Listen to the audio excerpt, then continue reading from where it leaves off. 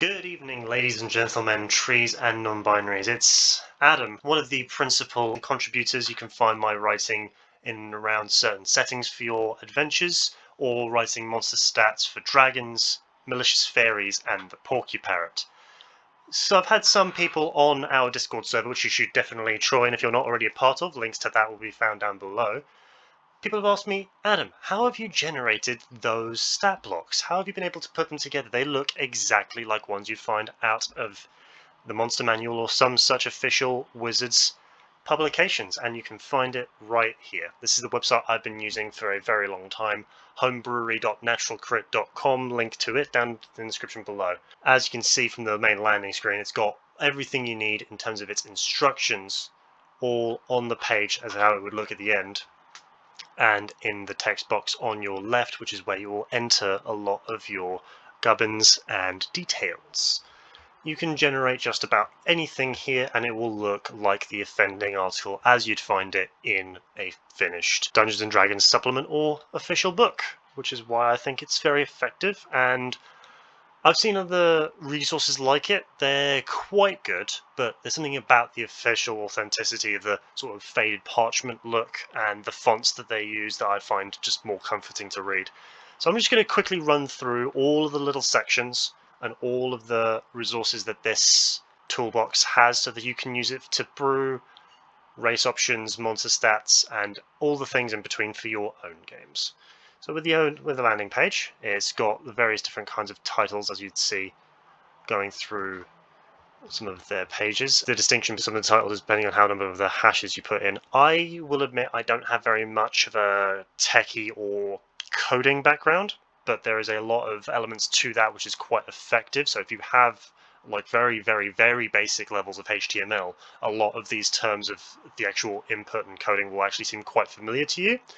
And if it's not, it's very intuitive and can be done quite easily through this website. The overall landing page does explain a lot of the shortcuts very quickly. The licensing agreement, further resources on Earth Arcana, and the beautiful thing about the Homebrewery is that it is very open to being credited as long as you credit the Homebrewery wherever you use your generated materials. They are very open to using it as open source. This is why I've been able to use it on the Apotheosis Studios blog for as long as I have. So we're going to go through and see how best you can use it. I'm just going to open it up in a separate page so I can refer to the original landing page but have my own version to work with. The beautiful thing is once you go Control A and get rid of everything, we go back to a blank page. The tabs at the top are really intuitive for what you want to use them for. So we're going to start on the editor section. The thing about Homebrew is that it doesn't necessarily put in pages automatically. It will try to fill up each page as best as it possibly can. So you need to put in your own page breaks. So if we put HHH here and then HHH here, then it'll appear on the second page, or rather on the first page, depending on where you wanted to use it. To add images, it's got this cute little cat ranger right here. Yep, it uses URLs for generating the pictures and it auto inserts them. If you have the credits to any artwork you want to use to associate with your monster or your magic items, you just put the URL for it or a hot link for it right there. It'll set the pixel width for you right there if you wanted to tweak that a little bit. Make it bigger, make it much bigger, make it much smaller, what have you. And it automatically puts the credits in. Please, oh please, credit your artists. It is a common courtesy. They are doing this out of the love of the art. They deserve the recognition that they get for being used in whatever strange homebrew you've decided to use their artwork on. Image in the background, similar sort of principle. It just sort of auto-fills in and around it. It doesn't do the accreditation as you can expect, but it does put a lot of effort into putting the right pixelage into how wide it is and its placement in the top and right of the overall page. It has the sort of watermark effect as a lot of the sort of environmental pictures you got in the early books, so as the Player's Handbook and the Monster Manual. So it's a quite little nice visual there. Try to credit them as well. It's just polite. Put your page numbers in and auto-incrementing page numbers. The top of a table of contents, and everything you enter under it will appear correctly. But this is where we get into the real nitty-gritty and the good stuff that I've personally used a lot of, is in the player's handbook stuff. This is why I particularly like this website, is that it puts the templates in and auto-generates stuff around it. So when you wanted to put in a spell, it auto-generates some very funny stuff. The Overwhelming Enchantment of the Chocolate Fairy, a first level enchantment, and it's got all the necessary bits around it. Casting time 1 action, 60 feet, components, duration. It's giving the description for Create Flame, I think? I'm unsure, but that looks like an interesting spell nevertheless, so that you can put the rest of the details in and around the rest of the template that it's given you. Say that it costs 1 bonus action, and it's only got a 30 feet range. Maybe it lasts longer than that, maybe it lasts a minute, but the rest of the formatting and fonts make it look nice and clear, exactly as you'd find in an original sourcebook. You can edit the rest of the text right here, rechange the name, and the number of hash marks there oversets the tone of what the title would be like. Just to circle back, as I explained before, title, if you were to put 1, it'd be the grand title that you get at the start of a chapter, and then everything you write under it will have that big first letter, just like in the start of the storybook or at the start of the actual chapters in a bigger source book. If you were to do 2 hash marks, it's like a smaller subtitle and it loses the big letter. 3 hash marks is the title with an underline for a subsection within a section. 4 is just a blank title. 5 is like a title within like a text box, and the more you do, the less relevant it becomes. Yes, I've spent all day figuring this out. Aren't I interesting? But after spells comes spell lists for everything you need for an entire class. Say you've homebrewed an entire class off the top of my head. I know in my own time I've built stuff such as Rune Priest, Invoker, and Shaman, all stuff I've tried to lightly port over from 4th edition, so having access to something like this to make it look authentic is particularly helpful, although I don't know if spells such as Spiritual Invocation of the Costumers, Eliminate Vindictiveness in Gym Teacher, or Extra Planner Spell of Irritation are things that are going to appear on a Shaman spell list, but they're cool name spells nevertheless. That's why I like the flavour behind Homebrewery. It makes it so that it fills in a lot of the stuff just in case your imagination's experiencing a bit of lag. An important thing to note as well is that the way Homebrewery formats all of its text is that it doesn't do it to fill the page, it does it to fill the space as efficiently as it can with the data that it's got.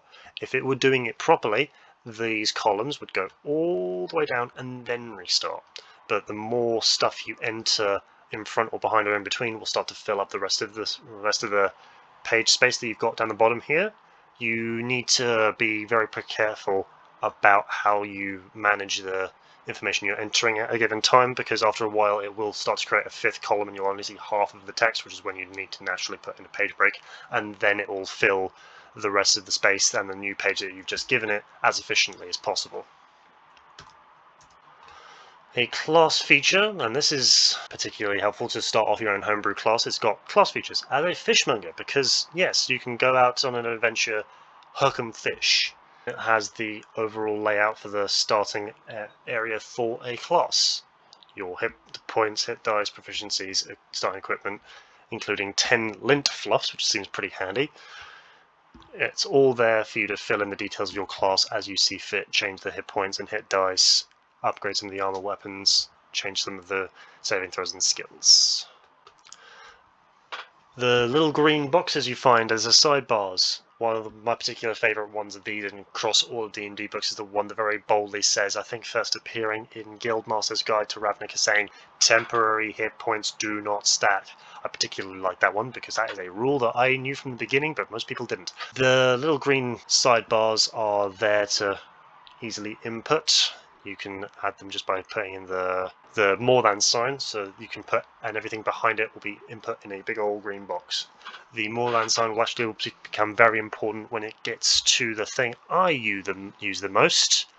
Yep, that is monsters, ladies and gentlemen. For the various blog posts I enter on Apotheosis Studios, I use the monster generated stat block very easily because it gives you the name, the size, type, and alignment layout, armor, hit points, speeds, abilities, conditions, senses, languages, challenges, stuff, and actions. The overall layout doesn't change much between monsters, but entering the rest of the details so that you can change sassiness into a fear, or pack tactics into the actual pack tactics, not these guys work together like super well you don't even know.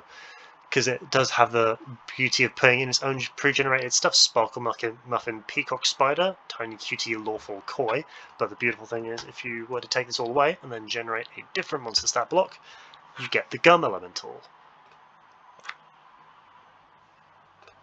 Or the Wailing Quail of the Sun. It auto-generates a lot of stuff. It's really good and really flavorful for that, so that you're not just entering your own data onto blank text.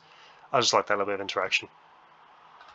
The important difference between the sections where it says monster stat block and wide monster stat block. The wide monster stat block fills the space a lot better because the monster stat block is only one column. Wide monster stat blocks take up both columns and fill the space as best as they can before needing to enter new lines. This is particularly good for your boss monsters, things like elder dragons, liches, warlock patrons, things that are immensely powerful and have a lot of stats. The descriptive stat block, which they use for sort of like the examples of D&D play, those are sort of here. I don't really see them much, but if you want to use them in your own supplements when you write things on Homebrewery, feel free to do so. Now we come on to the various sorts of tables here. You've got one for an entire class, apparently the Archivist class, with spells to be entered. It looks like an absolute mess in the coding of it because I've got the necessary breaks there to denote the different columns of the table. But if we were to, per se, put in a different class, it'd be the Haberdasher, which is still has spellcasting as you need it. But if we were to put in the half class table, that is a class like your fighters and your rogues, things that don't have spells. Because going through and having to remove spells from your class table entry would be very tiring, and that's not something they've done, so they have been able to do it for you. How very thankful we must be. A general table of cookie tastiness, or something that is particularly good for putting levels on potions per se, just to assess the overall tastiness of the cookie and the cookie type. 2 or lower. I've never heard of a cookie called 2 or lower, but sometimes the auto-generated random gubbins can't cover everything. A much wider table to go across the top. This is particularly good for like weapons and armor tables. Then we have the split table, just to have some information on one side and then another, just to make it nice and compact there. And another good example here is 10 different types of damage, like very similar to what you'd see on the spell Chaos Bolt. Just to be able to be nice and compact while still getting a lot of information across is very handy. So once you have whatever brew you're going to complete here on Homebrewery, you're going to want to do something with it. It's just going to sit on this web page, and the awkward thing is if you have a bunch of data sent in, I'm just going to use the ancient purple dragon I used on one of my previous articles. If you were to unfortunately click away from it and then go back to Homebrewery, the cookies are not that good. It will go and you will cry.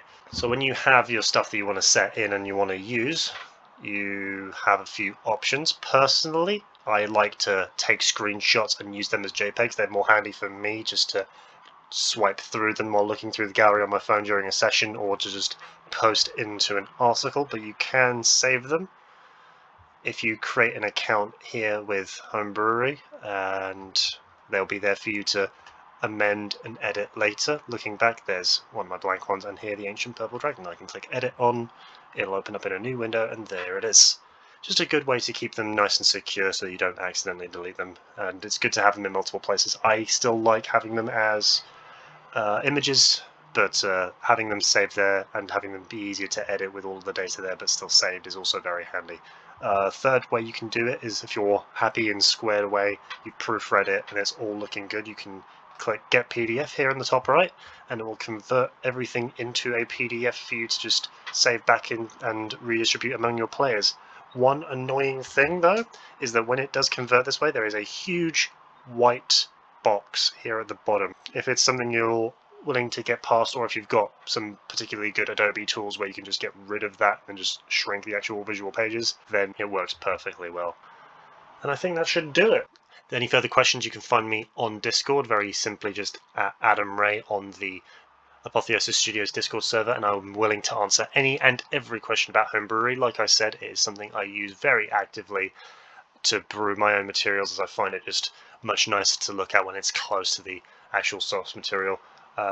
Find the Discord down below and give us a like and a subscribe here on YouTube, as there's going to be more how-to videos like this and more great promotional stuff as we get close to the exciting release of the Red Opera. But until next time, ladies and gentlemen, trees and non-binaries, live free and roll well. Thanks for watching.